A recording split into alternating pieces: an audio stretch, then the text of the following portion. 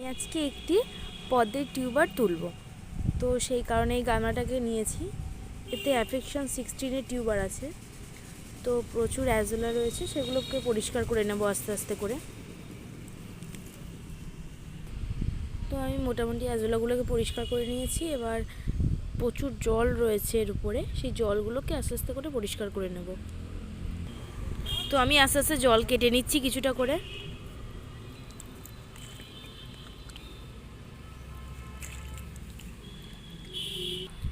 তো আমি মোটামুটি জল তুলে নিয়েছি। এবার গামলাটাকে আস্তে আস্তে করে উল্টে নেব।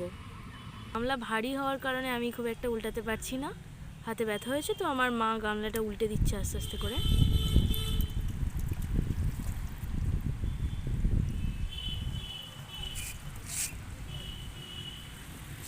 তো এই সব টিউবার দেখা যাচ্ছে চারিদিক থেকে। তো এবার এই টিউবারটাকে আস্তে আস্তে করে আমি ধুয়ে পরিষ্কার করে নেব। তো গামলা থেকে এই টিউবারগুলো বেরিয়েছে। এবার এগুলোকে আমি আস্তে আস্তে করে কেটে নিয়ে নেব, নিয়ে আমি রিপোর্ট করে দেব। আর এই প্রতিস্থাপনের ভিডিও নিয়ে আসবো আমি অন্য একটি ভিডিওতে। ততক্ষণের জন্য টাটা।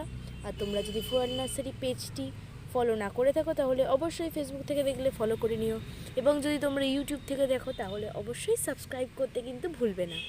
টাটা।